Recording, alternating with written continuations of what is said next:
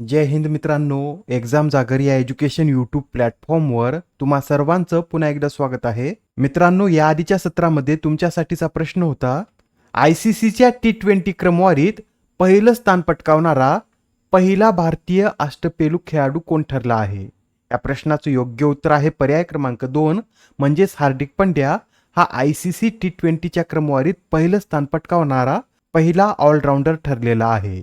आजच्या सत्राचा पहिला प्रश्न पहा. आत्मनिर्भर भारत अंतर्गत तयार जगातील सर्वात शक्तिशाली नॉन न्यूक्लिअर बॉम्ब सेबेक्स 2 ची निर्मिती कोणी केली?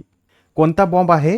तर हा एक नॉन न्यूक्लिअर बॉम्ब असून याला सेबेक्स 2 असं नाव देण्यात आलेलं आहे व याची निर्मिती EEL म्हणजेच इकॉनॉमिक एक्सप्लोसिव्ह लिमिटेडने केलेली आहे.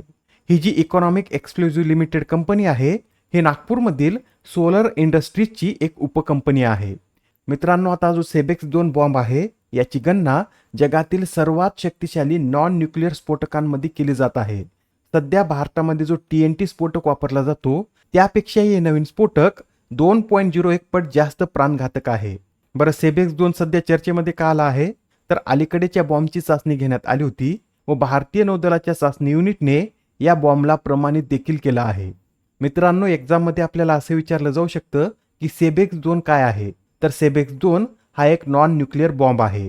ठीक आहे. प्रश्न क्रमांक दुसरा पहा.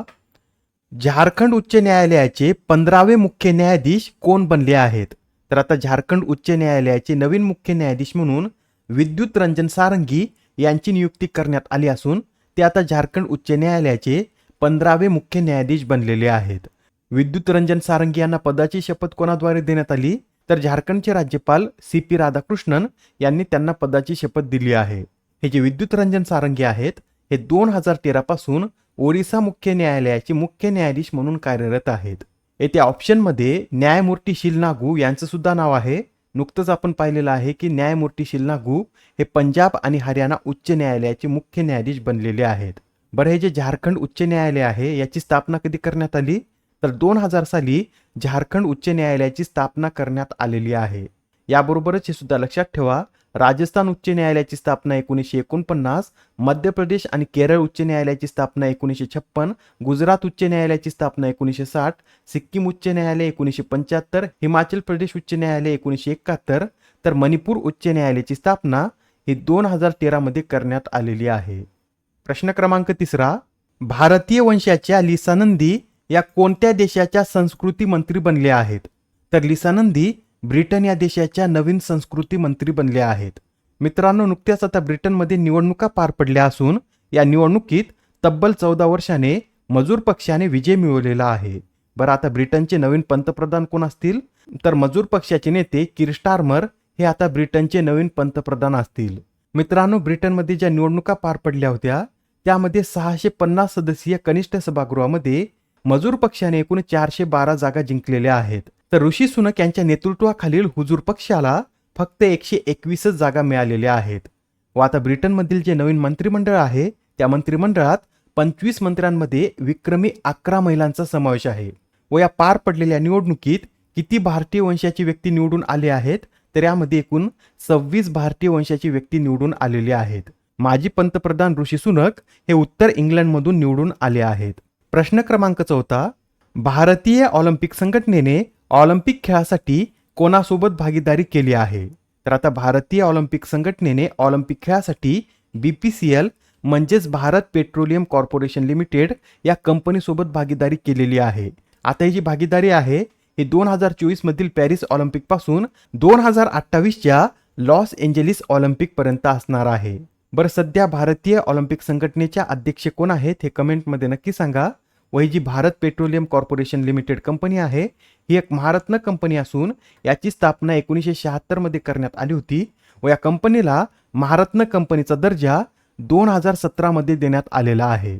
एक्झाममध्ये यावर सुद्धा प्रश्न विचारण्यात येतो, तर लक्षात ठेवा BPCL ची स्थापना 1976 व या कंपनीला महारत्न कंपनीचा दर्जा हा 2017 मध्ये देण्यात आलेला आहे.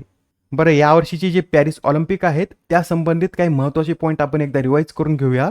तर पहा, 2024 मधील पॅरिस ऑलिम्पिकची सुरुवात ही 26 जुलैपासून होणार असून या स्पर्धा 11 ऑगस्ट पर्यंत चालणार आहेत. आणि यंदाच्या पॅरिस ऑलिम्पिकमध्ये प्रथमच सुवर्ण पदक जिंकणाऱ्या खेळाडूंना पुरस्कार स्वरूप $50,000 देण्यात येणार असून यावेळेसच्या पॅरिस ऑलिम्पिकमधील ट्रॅक हा जांभळ्या रंगाचा असणार आहे. मित्रांनो, ऑलिम्पिकमध्ये आता ब्रेकिंग या खेळाचा प्रथमच समावेश करण्यात येत आहे.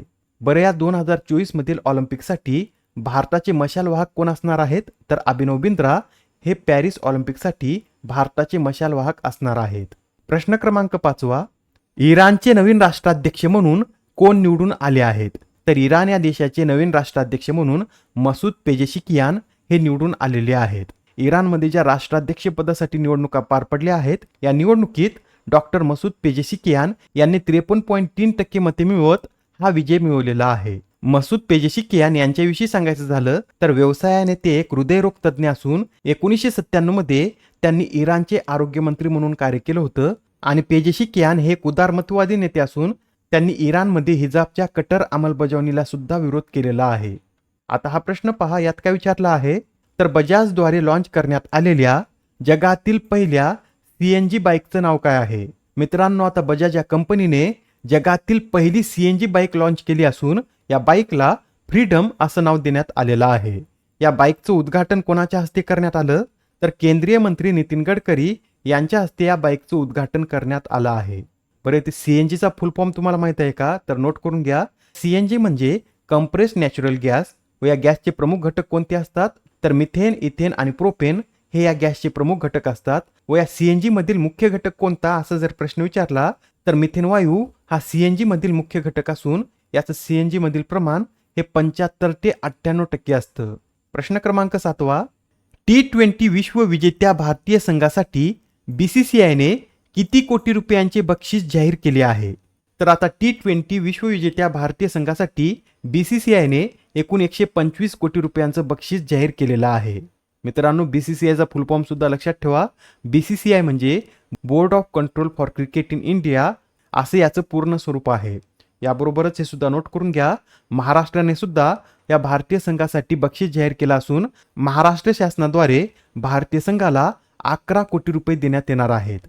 प्रश्न क्रमांक 8, अलीकडेच कोणत्या संस्थेने जीवन समर्थ हा उपक्रम सुरू केला आहे? तर हा जो जीवन समर्थ उपक्रम आहे हा LIC द्वारे सुरू करण्यात आलेला एक उपक्रम आहे. आजच्या सत्रामधील शेवटचा प्रश्न पहा, जागतिक स्वाहिली भाषा दिवस कधी साजरा केला जातो? तर हा जो जागतिक स्वाहिली भाषा दिवस आहे हा दरवर्षी 7 जुलै रोजी साजरा केला जातो. स्वाहिली भाषेविषयी सांगायचं झालं तर ही उपसहारा आफ्रिकेतील एक भाषा असून जगातील 10 सर्वाधिक बोलल्या जाणाऱ्या भाषांपैकी ही एक भाषा आहे.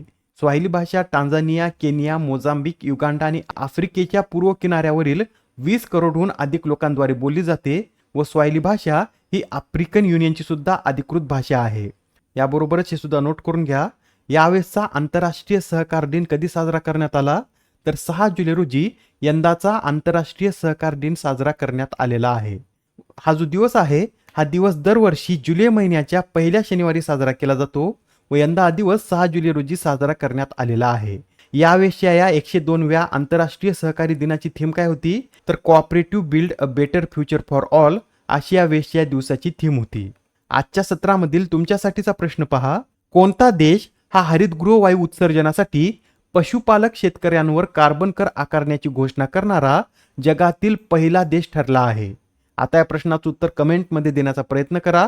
उत्तर चुकलं तरी काय हरकत नाही, कारण ज्यावेळेस तुम्हाला या प्रश्नाचं योग्य उत्तर माहित होतं त्यावेळेस हा प्रश्न तुमच्या दीर्घकाळापर्यंत लक्षात राहतो. तर आता पुढच्या सत्रामध्ये पुन्हा भेटूया. धन्यवाद.